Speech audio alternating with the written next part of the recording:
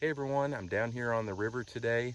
This is the Ohio River, about 10 miles from where I live, and I have hunted this place for about 3 years, and I've never really found much. I have found some things, and this is my first time I've actually filmed a video on it. This would be the first one for the channel, and I'm in a pretty good spot that I have found a few things before, and I didn't want to make a video unless I found something, so you're watching it, so that means I have found something. In this area, there are a ton of flakes around, a lot of debris. If you're in an area where you're finding a lot of flint flakes or just pieces where they have been making the arrowheads or the spear points, whatever you want to call them, if you do find those in an area, slow down, because if you find those here, you're going to find artifacts, and I've got one here and I want to show it to you. Up here on the riverbank, it is very overgrown in some areas. It's really sandy, that has been washing down from the bank, and there's a lot of tree roots around here, and this is another good place to look because as they get washed down from up on the bank, they kind of filter through, and then tree roots like this will help them from going into the river. But let's take a look at it.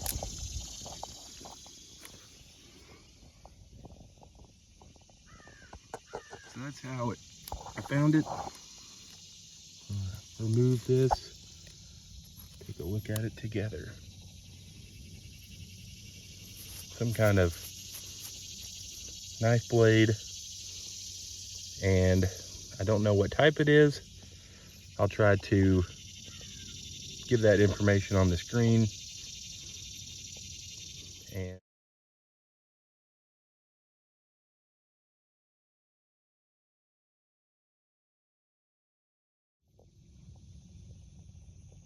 material type, I don't know, and I'll try to also give you that information. But pretty good find. This might be the only thing in the video. There's a ton of pottery around here that I found before. I'll make a little video on that if I find some pieces that are interesting, but we didn't get skunks. That's a pretty good day. Well, I didn't find anything else down there, so kind of a bummer, but I did find a really good piece, and I did find some more pottery, but none of it had what I was kind of looking for to show you. But I have some at home, so whenever I get home, I'm going to film that and put it in this video, kind of show you the pottery that I find around here. All right, so I'm back home, and I wanted to show you this pretty big piece of cord wrapped pottery. And I mean, it's almost as big as my hand. This one is a really good example of cord wrapping.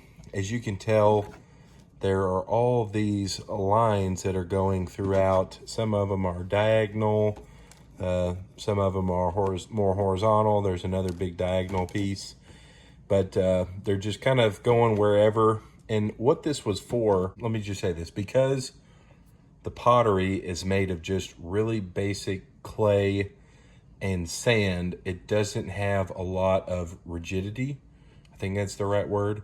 In the kiln, they figured out that they needed something to give it a little bit more strength, long enough for it to dry, and that was cord wrapping, which more than likely what that was just braided grass or some kind of cord, I don't know, but you can tell it definitely has these little perforations in it. But anyway, this is a pretty large piece, and as you can tell, it is bigger at the top than it is the bottom. So this was some kind of vessel for some reason. This is the largest piece I've ever found.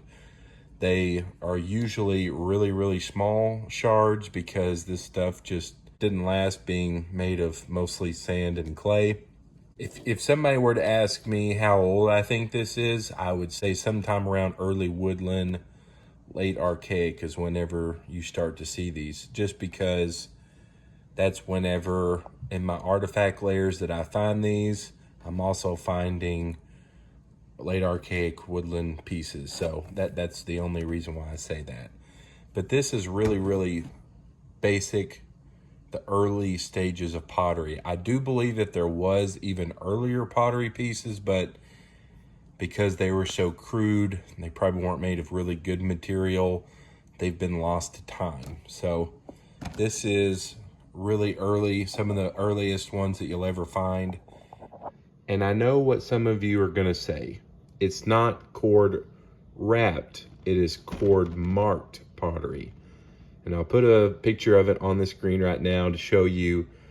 But instead of it being wrapped to give it rigidity, again, if that's the right word, but to give it rigidity in the kiln or the fire pit, wherever, it wasn't used for that. The sand and clay mixture gave it enough to be fired, and they put these little markings in there for ceremonial or just for decoration, something.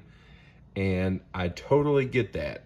But as you'll see in the next piece of pottery, which I have found in the same area as this, the next piece of pottery that you're gonna see is shell, which is later than sand. And there is no cord wrapped or cord marked pottery. So I just think that it was actually cord wrapped to give it rigidity. As shell came along in time, there was no need to wrap it anymore because the shell gave it enough strength to withstand the kiln. So that's what I believe. I know that there's some people that say, no, you're wrong. I understand that, but that's what I was kind of taught by some people and just doing my own research. And as time progressed, they figured out that clay and sand just wasn't good enough. You need something a little bit stronger, a little bit better material. And I think sometime around early to middle woodland, they figured out that if we crushed up shells, we can make a very strong pottery piece. And that's what this is. So if you see all those little white pieces in there are just pieces of shell fragments and stuff from the river or wherever they were finding shells from, snails, whatever. And it has been ground up and mixed with the clay and to make pottery. I did forget to mention that I think this is really cool that it's still blackened on the inside from usage. And I want to show you one more piece of this cord wrap pottery that I think is really cool. I found this piece of pottery. It's cord wrap pottery, same idea, same thing as the big piece. But I found this one and it has a really cool personal element to it. And that is, I don't know if you can see, but there is a groove right here. And I'm trying to see if you can get a little bit better. You'll just have to kind of believe me, but there's another groove right here, groove right here, groove right here, and then there's another one right here. It's a little bit smaller, but there is 3 grooves, and I wish I could, well, the shadow kind of shows you those grooves, but that is 3 fingers. So whenever they were shaping this pottery piece, however it was, there are 3 of their fingers were right there and made an indentation on the inside of the pottery piece.